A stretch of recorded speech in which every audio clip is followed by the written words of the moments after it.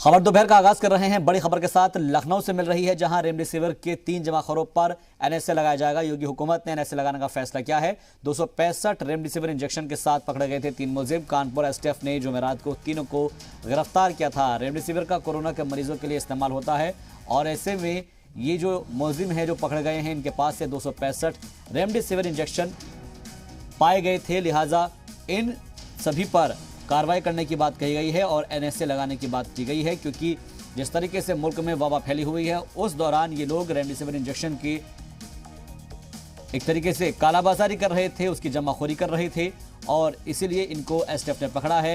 Remdesivir का corona के मरीजों के लिए इलाज का इस्तेमाल किया जाता है इलाज में, और इसीलिए क्योंकि जाहिर बात है कि रेमडेसिविर के जो मरीज़ हैं उनको काफ़ी इस इंजेक्शन की ज़रूरत पड़ रही है और ऐसे में इन इंजेक्शनों की कालाबाजारी और जो जमाखोरी हो रही है उसके बिहाफ पर ये मुलजिम पकड़े गए हैं, उसके बिना पर ये मुलजिम पकड़े गए हैं। रेमडेसिविर का कोरोना के मरीजों के लिए इस्तेमाल होता है